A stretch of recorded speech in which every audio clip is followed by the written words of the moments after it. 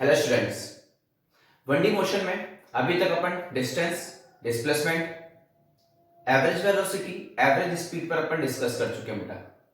ठीक, अब आज अपन थोड़ा सा आगे बढ़ते हैं। आज का लेक्चर बेटा बहुत इंपॉर्टेंट है, बहुत ध्यान से देखना। किसी भी तरीके का कोई डाउट है तो आपको उसी टाइम पर उस डाउट को क्या करना है, क्लियर करना है। आज का लेक्चर अगर अपन को बहुत अच्छे से समझ में आता है तो 1D मोशन के जो क्वेश्चंस हैं, जो न्यूमेरिकल्स हैं, अपन उनको बहुत इजीली क्या कर पाएंगे, सॉल्व कर पाएंगे। अब आप जब अपन 1D की बात कर रहे हैं तो अभी तक अपन ने जितना भी पढ़ा वो बहुत बढ़िया है, लेकिन 1D मोशन में अभी तक अपन लोगों ने, आपको सबको पता है, अभी तक अपन ने क्या डिस्कस करा, पार्टिकल जो है वो एक स्ट्रेट लाइन में मूव कर रहा है। और जब पार्टिकल एक स्ट्रेट लाइन में मूव कर रहा है इस तरीके से, पार्टिकल A टू B जा रहा है, पार्टिकल A टू B जा रहा है और हमेशा क्या चल रहा है, एक स्ट्रेट लाइन में इस तरीके से मूव कर रहा है। इस तरीके से तो मूव कर रहा है, आपके पास कोई भी पार्टिकल है इस तरीके से तो भाग रहा है आपके पास, इस तरीके से अपना डायरेक्शन चेंज नहीं कर रहा है। और सपोज वो A टू B मूव कर रहा है, A टू B मूव कर रहा है, तो ये जो पॉइंट हो जाता है ये आप लोगों का एक तरीके से क्या होता है, इनिशियल पॉइंट हो जाता है, इनिशियल पोजीशन हो जाती है। बहुत ध्यान से देखना, ये इनिशियल पोजीशन हो जाती है और ये आप लोगों की एक तरीके से क्या हो जाती है, फाइनल पोजीशन हो जाती है। और अगर पार्टिकल एकदम स्ट्रेट लाइन में मूव कर रहा है तो बहुत ध्यान से देखना, सबसे पहले अपन लोगों ने बात करी थी किस पर, डिस्प्लेसमेंट पर।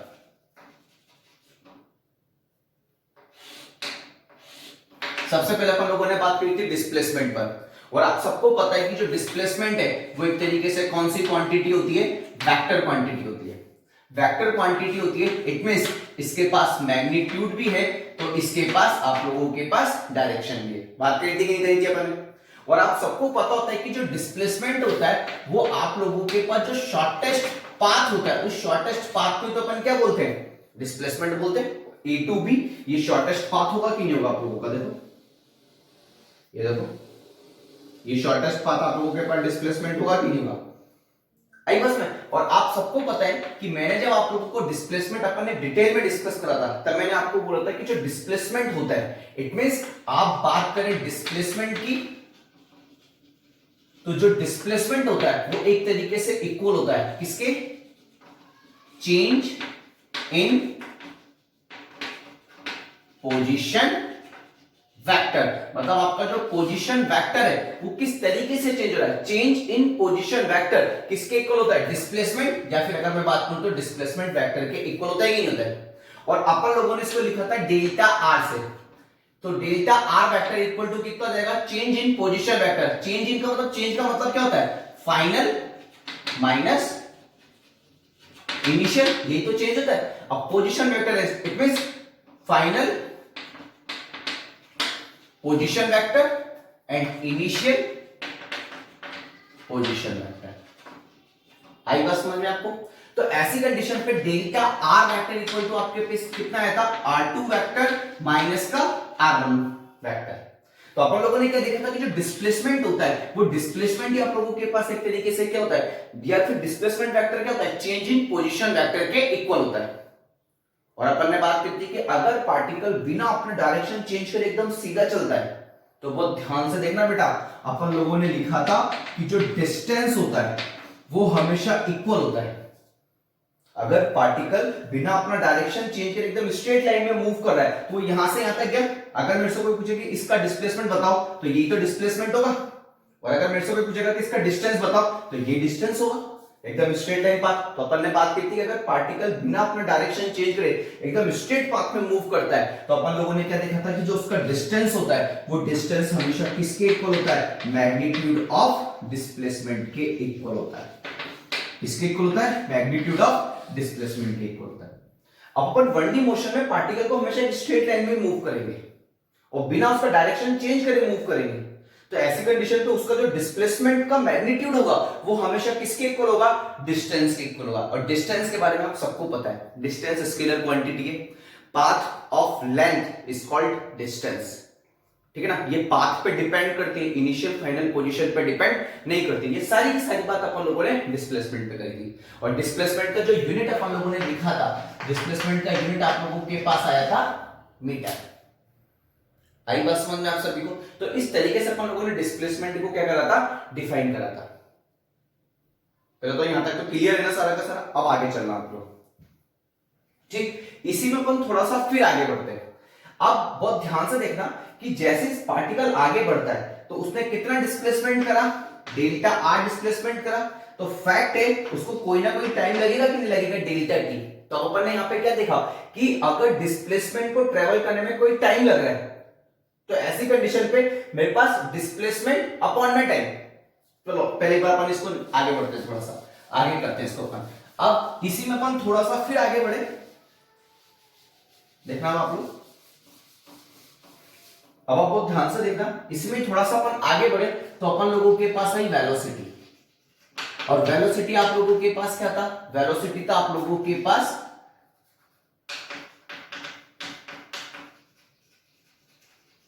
डिस्प्लेसमेंट अपॉन में टाइम टेकन।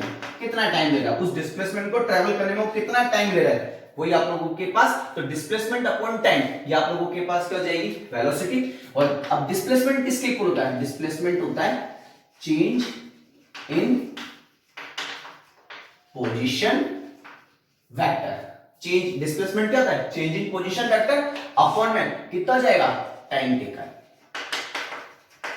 तो आप लोग ध्यान से देखना कि जब पोजीशन टाइम के रेस्पेक्ट में चेंज हुई, जब पोजीशन टाइम के रेस्पेक्ट में चेंज हुई तो क्या बन गया आप लोगों के पास, वेलोसिटी बन गया। अब जो भी चेंज करेंगे, अभी अपन ने यहां से यहां तक है, फैक्टर टाइम लगेगा। तो अब जो भी चेंज होगा उस चेंज को मैं किसके रेस्पेक्ट में बात करने लग जाऊंगा, टाइम के रेस्पेक्ट में। तो यहां पे पोजीशन चेंज हुई टाइम के रेस्पेक्ट में, तो जब पोजीशन चेंज होती है टाइम के रेस्पेक्ट में तो उसको अपन वेलोसिटी बोलते हैं। आगे बात समझ आपको। तो अगर पोजीशन चेंज होती है टाइम के रेस्पेक्ट में तो मैं उसको आज से क्या बोलूंगा, वेलोसिटी। तो change in position vector upon में टाइम टेकन, तो वो आपके पास क्या हो जाएगा, वेलोसिटी हो जाएगा, तीन हो जाएगा। अब ये जो वेलोसिटी होती है ना, इसको अपन वापस दो तरीके से पढ़ते हैं, वो ध्यान से देखना आप लोग। एक होता है आप लोगों के पास एवरेज वेलोसिटी, बहुत ध्यान से देखना बेटा, एवरेज वेलोसिटी। और एक होता है आप लोगों के पास इंस्टेंटेनियस वेलोसिटी।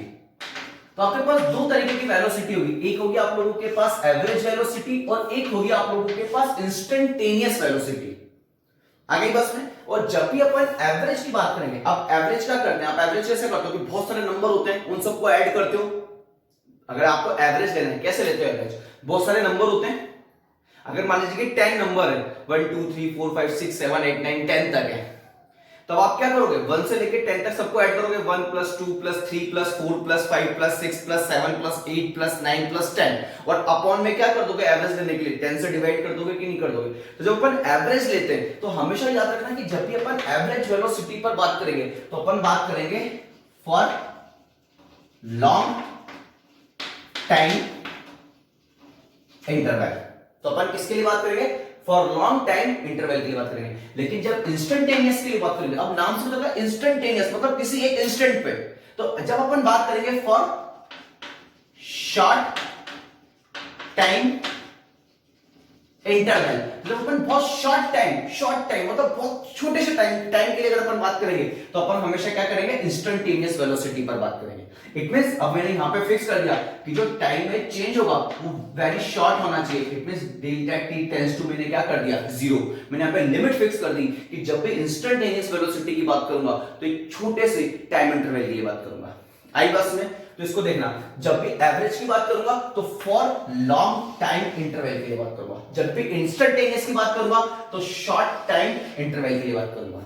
आई बात समझ में। तो बहुत ध्यान से देखना आप लोग इस चीज को, मैं इसको एक्सप्लेन करने की कोशिश करता हूं एक बार। तो बहुत ध्यान से देखना, मान लेते हैं कोई भी पार्टिकल, ठीक, कोई ऐसे भागता हुआ आ रहा था, पता नहीं कहां से भागता हुआ आ रहा था, अपन को नहीं पता, लेकिन अपन ने क्या करा, जैसे ये ए पर पहुंचा अपन ने क्या करा, स्टॉप वॉच को ऑन कर दिया।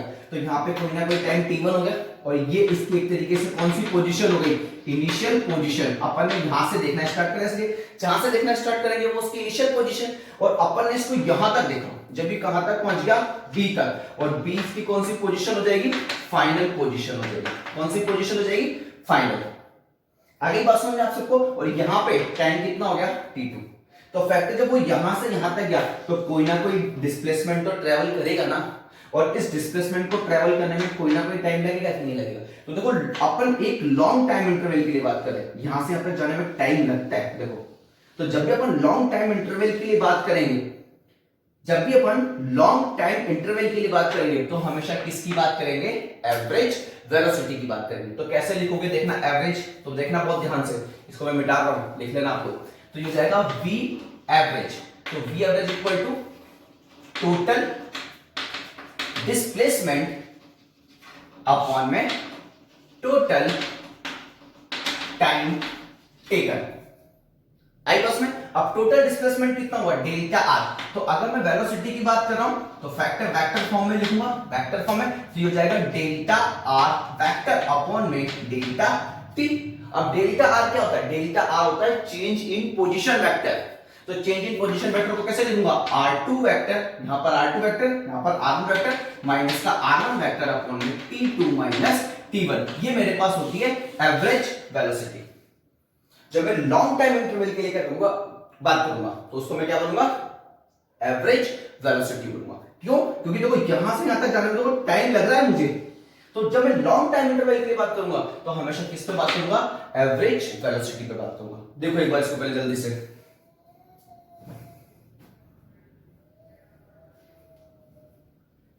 ठीक है। अब आप बहुत ध्यान से देखना, जब मैं इंस्टेंटेनियस की बात करूंगा, इंस्टेंटेनियस का मतलब क्या होता है देखना बहुत ध्यान से। इंस्टेंटेनियस का मतलब बहुत शॉर्ट टाइम इंटरवल के लिए बात करेंगे, बहुत शॉर्ट। अब आप बहुत ध्यान से देखना, मान लेते हैं कि अपन तो ये मेजर कर रहे थे, कोई दूसरा स्टूडेंट बैठा हुआ था, उसने कहा कि मैं इतना टाइम नहीं है मेरे पास। उसने क्या करा, जब वो पी पर पहुंचा तब उसने अपना स्टॉप वॉच ऑन करा T1, ठीक, और जैसे वो क्यू पर पहुंचा उसने अपना स्टॉप वॉच वापस ऑफ कर दिया। तो देखो यहां से यहां तक पहुंच गया, यहां से यहां तक पहुंच गया, क्या ज्यादा टाइम लगा, क्या नहीं, शॉर्ट टाइम इंटरवल। तो फैक्ट है यहां से यहां तक उसने कोई ना कोई एक छोटा सा डिस्प्लेसमेंट लिया होगा कि नहीं लिया होगा। अपन तो मान लेते हैं वो डेल्टा आर है या बोल देता हूं मैं इसको डेल्टा एक्स, क्या बोल देता हूं इसको, डेल्टा एक्स। और जो यहां से यहां तक, अब देखो यहां से लेके यहां तक एक शॉर्ट टाइम के लिए बात करेगी नहीं करेगी, बस इतना सा शॉर्ट टाइम, इसके रेस्पेक्ट में तो ये बहुत छोटा है कि नहीं। तो जब मैं एकदम शॉर्ट टाइम इंटरवल के लिए बात करूंगा और यहां पे टाइम कितना लिया, टाइम डेल्टा टी, तो डेल्टा टी कितना हो जाएगा, t2 माइनस t1। यहां पर हो जाएगा initial position x1, final position x2, तो डेल्टा x निकलेगा कि नहीं निकलेगा। अब आप देखो जब आप बिल्कुल शॉर्ट टाइम इंटरवल के लिए बात कर रहे हो, आपने एक मतलब मान लीजिए कोई भी वॉच चल रही है, ठीक ना, उधर इनफाइनाइट टाइम से चलती है, लेकिन आपने क्या करा, 4 सेकंड पर ऑन करा, 5 सेकंड पे बंद कर दिया। तो 1 सेकंड के लिए बात करूं तो 1 सेकंड में वो डिस्प्लेसमेंट तो वेरी स्मॉल करेगा कि नहीं करेगा, बहुत छोटा सा टाइम इंटरवल की बात कर रहे हैं। तो ऐसी कंडीशन पे अपन आप जब भी इंस्टेंटेनियस की बात करेंगे तो हमेशा ओनली स्मॉल टाइम इंटरवल पर ही क्या करेंगे, बात करेंगे, कभी लॉन्ग पर नहीं करेंगे अपन लोग। आई बात समझ में आप सभी को। तो ऐसी कंडीशन पे मैं यहां पे जब v और यहां पे लिखूंगा इंस्टेंटेनियस और इसके ऊपर काय का साइन लगा दूंगा, वेक्टर का साइन लगा दूंगा, तो यहां पे मेरे पास कितना हो जाएगा, डेल्टा x अपॉन में डेल्टा t, वही होगा change in position vector with respect to time, तो डेल्टा x अपॉन में डेल्टा t। लेकिन यहां पे पता है मुझे लिमिट लगानी पड़ेगी, क्यों, क्योंकि मैं फिक्स कर दूंगा, मैं लिमिट लगा के आपको बता दूंगा कि जब भी जिस भी टाइम इंटरवल के लिए बात करूंगा वो कितना होना चाहिए, टेंड्स टू 0, मतलब जो टाइम इंटरवल होना चाहिए वो वेरी स्मॉल होना चाहिए। तो ऐसी कंडीशन पे अब आपको पता होता है कि limit delta t tends to 0, delta x upon में डेल्टा t जब अपन इस तरीके से लिखते हैं तो इसको शॉर्ट फॉर्म में अपन किस तरीके से लिखते हैं, dx अपॉन में dt लिख देते हैं। आई बात समझ में आप सभी को।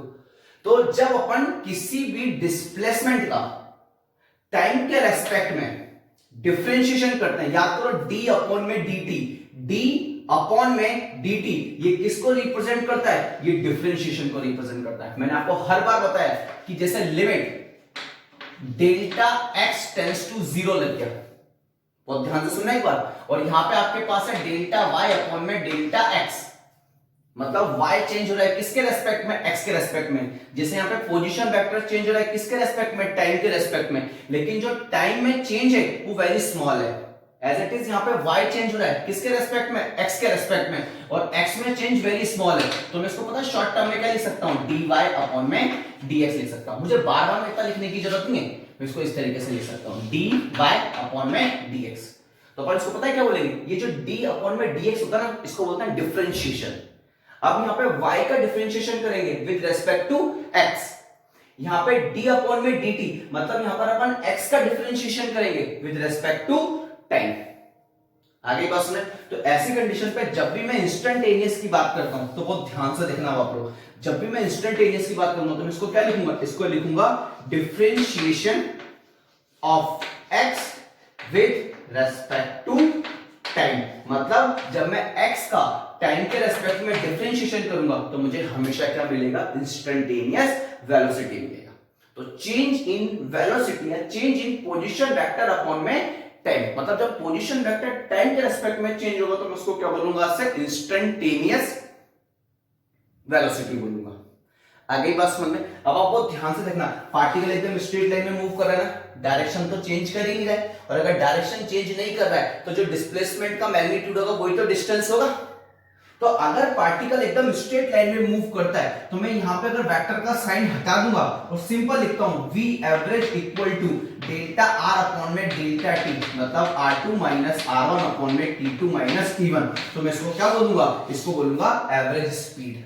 क्या बोलूंगा मैं इसको, एवरेज स्पीड, ठीक है ना, क्योंकि नॉर्मली पार्टिकल 1D में मूव कर रहा है तो अपन तो ये मान के चलते हैं कि पार्टिकल बिना अपना डायरेक्शन चेंज करे हमेशा एक सीधे पाथ में चल रहा है, एक स्ट्रेट लाइन में चल रहा है। अगर वो बिल्कुल स्ट्रेट लाइन में चल रहा है तो जो डिस्प्लेसमेंट का मैग्नीट्यूड होगा वही तो डिस्टेंस होगा।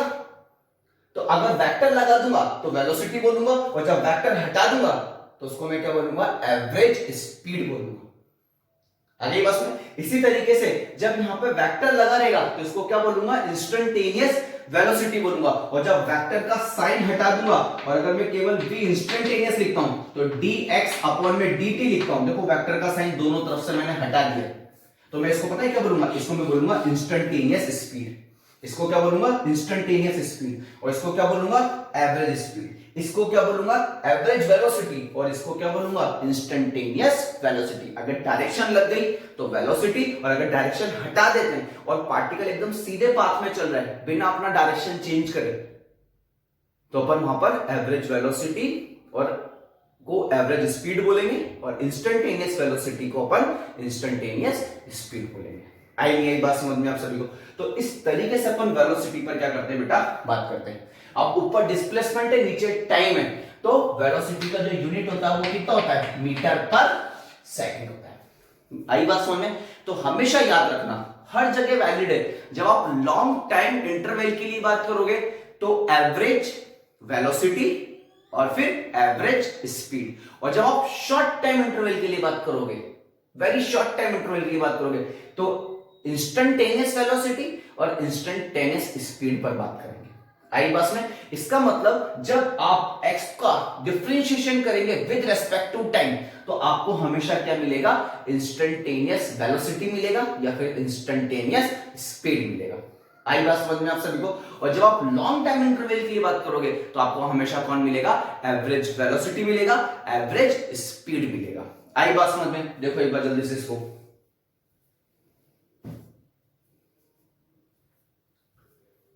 ठीक इसी में देखना अब आप लोग। अब आप बहुत ध्यान से देखना, पोजीशन वेक्टर चेंज हुआ टाइम के रेस्पेक्ट में तो वेलोसिटी मिला कि नहीं मिला, देखना। पोजीशन, बहुत ध्यान से सुना, देखो पोजीशन चेंज हुआ तो चेंज इन पोजीशन लिखा, तो पोजीशन चेंज हुआ तो डिस्प्लेसमेंट मिला, और पोजीशन टाइम के रेस्पेक्ट में चेंज हुआ तो वेलोसिटी मिला। तो आप बहुत ध्यान से देखना, इसी में अपन थोड़ा सा और आगे बढ़ते हैं एक बार। इसी में मैं आपको एक चीज और बता देता हूं जल्दी से, बेटा बहुत ध्यान से कंप्लीट लेक्चर देखना, तभी अपन लोगों के क्वेश्चन सॉल्व होंगे। तो क्वेश्चन सॉल्व करने में बेटा दिक्कत आ जाएगी, ठीक है ना। अगर कोई भी डाउट हो तो मेरे से डिस्कस करना, अपन लोग इसको अच्छे से डिस्कस करेंगे। फिर अब अपन बात करते हैं एक्सेलरेशन पर। एक्सेलरेशन जो होता है आप लोगों के पास, एक्सेलरेशन होता है आप लोगों के पास change in velocity, change in velocity with respect to time, change in velocity with respect to time is called acceleration। अब आपको ध्यान से देखना, पहले पोजीशन चेंज हुई तो डिस्प्लेसमेंट मिला, फिर आप लोगों के पास change in position vector with respect to time, मतलब जब पोजीशन टाइम के रेस्पेक्ट में चेंज हुई तो वेलोसिटी मिली, और वेलोसिटी टाइम के रेस्पेक्ट में चेंज हुई तो क्या मिलेगा आप लोगों को, एक्सेलरेशन मिलेगा। तो चेंज इन वेलोसिटी अपॉन में टाइम टेकन, जितना भी वो टाइम ले रहा है। आगे बात समझ में, एक्सेलरेशन हमेशा वेलोसिटी के लिए डिफाइन होता है, एक्सेलरेशन स्पीड के लिए डिफाइन नहीं होता है, ये हमेशा याद रखना बेटा आप लोग। तो ऐसी कंडीशन पे एक्सेलरेशन इक्वल टू जाएगा चेंज इन वेलोसिटी अपॉन में टाइम टेकन। तो ऐसी कंडीशन पर अपन थोड़ा सा और आगे बढ़ते हैं, तो इसको कैसे लिखेंगे, डेल्टा वी वेक्टर अपॉन में डेल्टा टी।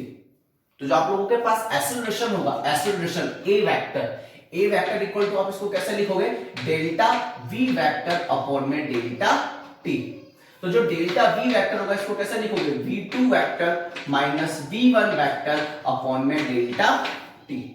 अब आप बहुत ध्यान से देखना, ये भी अपने पास दो तरीके का होगा, एक होगा आप लोगों के पास एवरेज एक्सेलरेशन और एक आप लोगों के पास होगा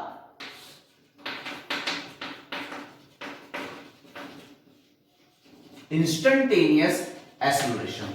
और जब इंस्टेंटेनियस की बात करोगे तो ए और साथ में क्या लिख दोगे, इंस्टेंटेनियस, या फिर अगर सिंपल ए भी लिखा हुआ है ना, इसका मतलब भी आप लोगों के पास इंस्टेंटेनियस ही होता है। और एवरेज के साथ क्या लिखा होगा, नीचे हमेशा एवरेज लिखा हुआ होगा। आगे बस में, तो जब एवरेज की बात करोगे तो किसके लिए बात करोगे, फॉर लॉन्ग टाइम इंटरवल के लिए डिस्कस करोगे, आगे बात में। और जब इंस्टेंटेनियस की बात करोगे तो फॉर शॉर्ट टाइम इंटरवल के लिए बात करोगे। आएंगे यही बात समझ में आपको। तो जब लॉन्ग टाइम इंटरवल की बात करोगे तो एवरेज एक्सेलरेशन की बात करोगे। जब short time interval, short time का मतलब समझ गए ना, डेल्टा टी टेंड्स टू 0, मतलब आपके पास डेल्टा वी वेक्टर अपॉन में डेल्टा टी तो होगा ही होगा, डेल्टा वी वेक्टर अपॉन में डेल्टा टी तो होगा ही होगा, लेकिन हम आपने यहाँ पे लिमिट लगा दी। लिमिट क्या लगा दी, डेल्टा टी टेंड्स टू कितना होना चाहिए, 0। तो limit delta t tends to 0, delta v upon में डेल्टा टी। तो आप बहुत ध्यान से देखना, तो मैं इसको क्या लिख सकता हूं, ए इंस्टेंटेनियस इक्वल टू, अब अगर लिमिट लग जाती है और यहाँ पे डेल्टा आता है तो इसको क्या लिख सकता हूं, डीवी अपॉन में dt। तो डीवी वेक्टर अपॉन में dt रहता है। आगे बस में, तो उसको अपन क्या लिखेंगे, इसको अपन लिखेंगे डिफरेंशिएशन d अपॉन में dt, मतलब d अपॉन में dt मतलब क्या होता है, डिफरेंशिएशन। किसका डिफरेंशिएशन कर रहे हैं, v का, इट मींस वेलोसिटी का विद रिस्पेक्ट टू टाइम। तो differentiation of velocity with respect to time. आगे बस में, तो जब अपन टाइम के रिस्पेक्ट में v का डिफरेंशिएशन करेंगे तो आपको क्या मिलेगा, हमेशा एक्सेलरेशन मिलेगा।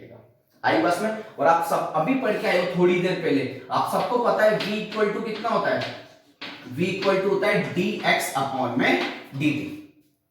याद करो, अभी पढ़ के आए अपन लोग कि जो वेलोसिटी होता है, इंस्टेंटेनियस वेलोसिटी इक्वल टू होता है dx अपॉन में dt, it means differentiation of x with respect to time. तो मैं v की जगह, यहां पे v की जगह क्या लिख सकता हूं, dx अपॉन में dt लिख सकता हूं। तो देखना आप लोग, a instantaneous equal to d upon में dt, d अपॉन में dt तो ऐसा ही हो गया, और v की जगह मैंने यहाँ पे क्या रख दिया, dx अपॉन में dt। अब देखो dd, तो यहाँ पर कितना हो जाएगा, d स्क्वायर, और ये हो जाएगा x वेक्टर अपॉन में dt, तो ये हो जाएगा dt का स्क्वायर, dt का स्क्वायर। ये आप लोगों के पास एक तरीके से क्या है, आगे बात सुनिए आप सबको। तो इस तरीके से अब आप बहुत ध्यान से देखना, यहां पर एक्सेलरेशन किसके साथ आ रहा है, वेलोसिटी के साथ आ रहा है। इट मींस यहां पर अपन रिलेशन बता रहे हैं, relation between instantaneous acceleration and instantaneous velocity. जबकि यहां पर अपन किस किस के बीच में रिलेशन बता रहे हैं, instantaneous acceleration and displacement of a particle.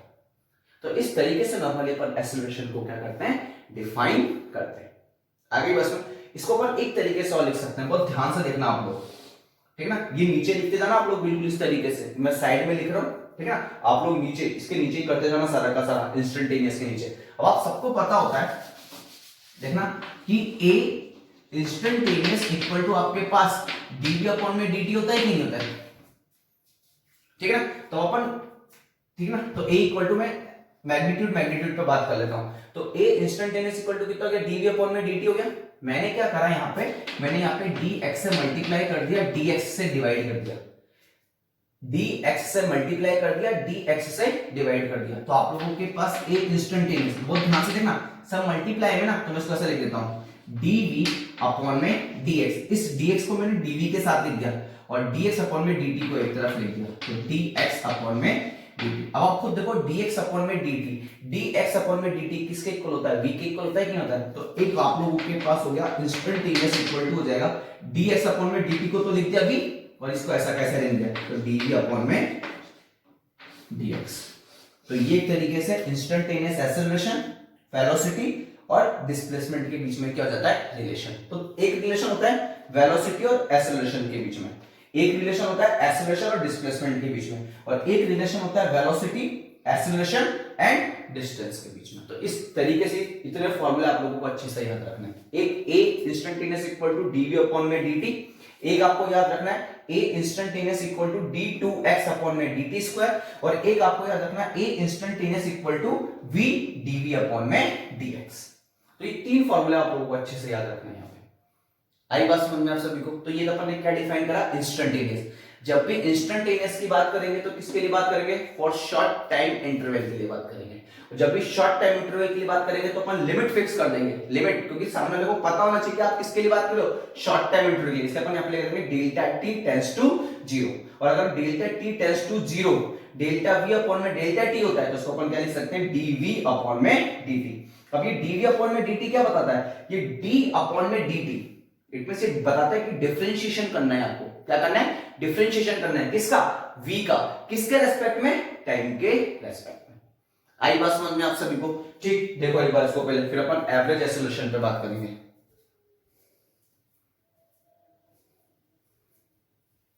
देखना आप लोग, अब अपन बात करते हैं एवरेज एक्सेलरेशन पर। अब एवरेज एक्सेलरेशन पे बात करेंगे तो लॉन्ग टाइम इंटरवल के लिए बात करेंगे, और लॉन्ग टाइम इंटरवल के लिए बात करेंगे तो अपन इसको a एवरेज इक्वल टू क्या लिखेंगे, direct delta v vector upon में डेल्टा t लिख देंगे।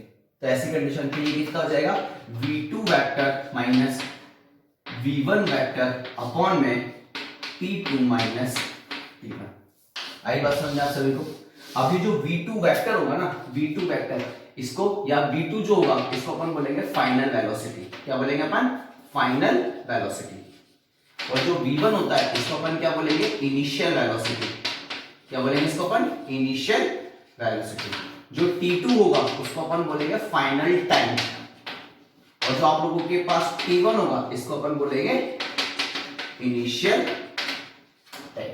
आगे बात समझ में। तो इस तरीके से बस एवरेज इतना ही होता है एवरेज में, डेल्टा v अपॉन में delta t equal to v2 vector minus v1 vector upon में t2 वेक्टर माइनस। तो जब भी अपन एक्सेलरेशन की बात करेंगे, एवरेज एक्सेलरेशन की बात करेंगे, तो फॉर लॉन्ग टाइम इंटरवल के लिए क्या करेंगे अपन लोग, बात करेंगे। आगे बात सुनिए, अब आप ध्यान से देखना, आप लोगों के पास एक्सेलरेशन इक्वल टू कितना है, वेलोसिटी अपॉन में टाइम, ठीक है ना, वेलोसिटी अपॉन में टाइम। तो वेलोसिटी क्या होता है आपके पास, वेलोसिटी होता है डिस्प्लेसमेंट अपॉन में टाइम। तो मैं टाइम को साइड में लिख देता हूं। अब देखो डिस्प्लेसमेंट का यूनिट कितना होता है, मीटर, इधर टाइम का यूनिट कितना हो जाएगा, सेकंड, इधर टाइम का यूनिट कितना हो जाएगा, सेकंड। तो आपके पास अब जो आंसर आ जाएगा वो कितना आ जाएगा, देखना।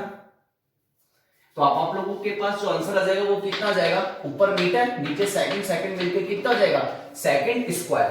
तो मुझे यहां पर एक तरीके से एक्सेलरेशन की यूनिट मिल गई, यूनिट ऑफ एक्सेलरेशन, और वो कितनी रहेगी, मीटर पर सेकंड स्क्वायर। और ये कौन से सिस्टम में आप लोगों के पास, एमकेएस सिस्टम में। कौन सा सिस्टम है आप लोगों के पास, ये एमकेएस सिस्टम में।